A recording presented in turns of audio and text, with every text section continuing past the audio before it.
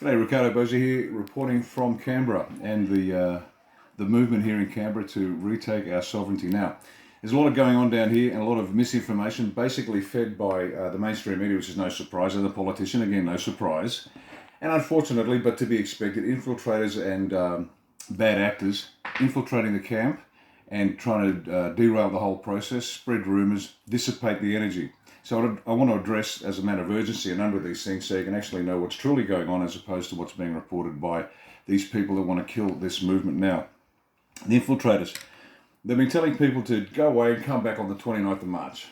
Now, as I've explained several times to the good folk down at Camp Epic, which is what we call the base camp down there at Exhibition Park, what they're trying to do is get everybody out of town, dissipate the energy, and then it gets cold and miserable, and no one's going to come back when it's cold and miserable. See, the pollies are terrified because we're here now. The weather's good, and we've got big numbers, and momentum is growing. They're trying to kill the momentum. So if you hear anybody say, come back in a month, come back next week, come back next year, these people are bad actors, and they are intentionally destroying the energy and momentum in this movement.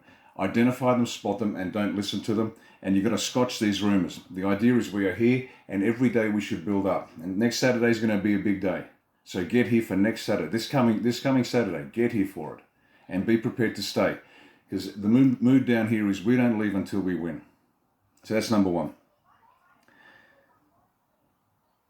There are some people who indicate that they're the leaders of this group. And there's funny rumours going around. There's no leadership, there's too much leadership, there's not enough leadership. It's bizarre. But I can tell you this. Anybody that's telling you what to think, telling you what to do, are not leading. This is an organic movement. The people have to decide for themselves what and how has to be done. Now, this is lumpy and difficult, but this is part of the process. I mean, we're not sheep. You don't corral wolves. We're wolves. We've got our eyes in the front of our head and we're predators. And they're trying to treat the people down at Exhibition Park like a bunch of sheep and corral them into particular approaches. That's not how this should be done. People should have to be reminded every day, make up your own mind. Listen to everybody. Don't trust anybody. Make up your own mind what you think should be done. Discuss it and come to your own conclusions. That's how this has got to be done. It has to be done. Otherwise, the people will be drawn aside. Just like the presentation of this document to politicians. Now, a group of self-appointed leaders claim that this is the will of the people and a letter of demand from the Australian people. Well, it's actually a letter of demand from a bunch of people who think they're leading a bunch of people. Nobody is consulted on this but a small handful. And it is manifestly inadequate, but I'm going to talk about that later. Because this indicates that we should be talking about ending mandates. This is not about mandates, because if they just shut the mandates right now, and the QR codes, and the masks, and the vaxxers right now, and everybody went home, they'd turn it back on immediately. Without a shadow of a doubt. That's what they're going to do. So this is manifestly inadequate. Now, what is the reason for us being here? Now, everyone has different reasons. For some people, it is about the vaxxers. Others, it's about the freedom of choice. Like they're not anti-vax, they're not pro-vax, they just want freedom of choice. There are so many disparate reasons why everybody is here. But at the heart of all of it is the sovereignty of the Australian people. The right of the Australian people to decide for themselves by whom and how they'll be governed. Because we know that we have been misrepresented unconstitutionally for decades. We know that. And to think that any of the mandates is any sort of victory is just insane. So it's got nothing to do with that. That's part of it. That's one of the contributing factors. It's one of the reasons we're here. But you don't negotiate with a bunch of politicians who have been robbing from us, maiming us, and killing us. So anybody that says negotiate with the pollies, once again, please understand, these people are bad actors. They don't have our best interest in common. So what is, I said before, we're here till we win. Come down, stay, and we are here till we win. Now, what does winning look like? And I'll tell you what it looks like for us. And it's our job to persuade people. And if you like what we think, then that's great. If you don't, that's great too. Make up your own mind. But we're going to call on the first demand is we want to see the Governor-General. Now, why do we want to see the Governor-General? Because the Governor-General is the highest appointment in this country.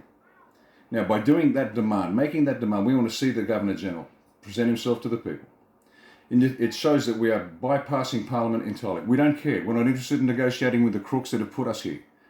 We're not interested in giving them the demand that they should investigate what's been going on.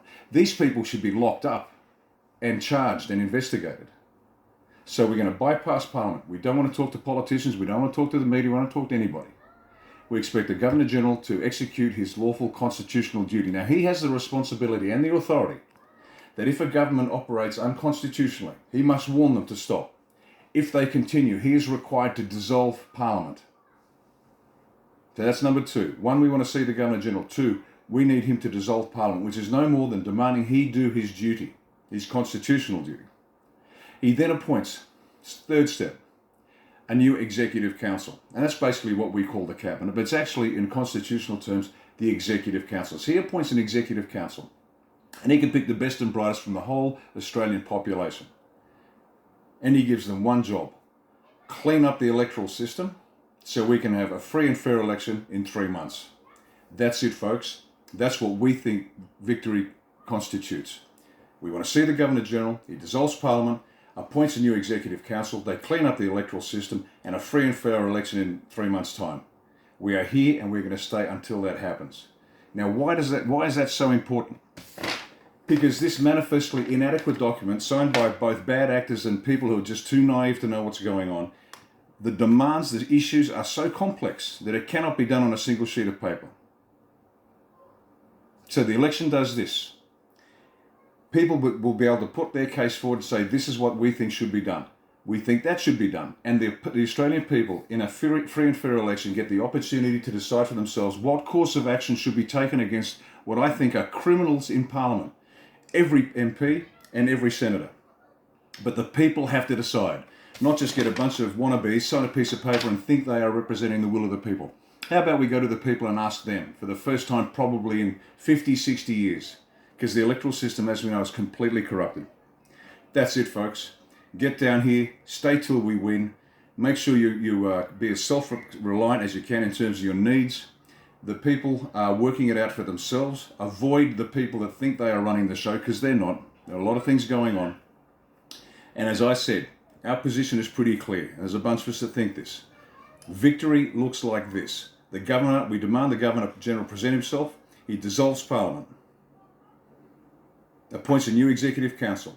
They have 3 months to clean up the electoral system, and then finally, after 3 months, we have the first free and fair election in 60 years, and that's when you get a chance to decide for yourselves what should be done as a result of this monstrous COVID pandemic that has been foisted upon us and the entire world.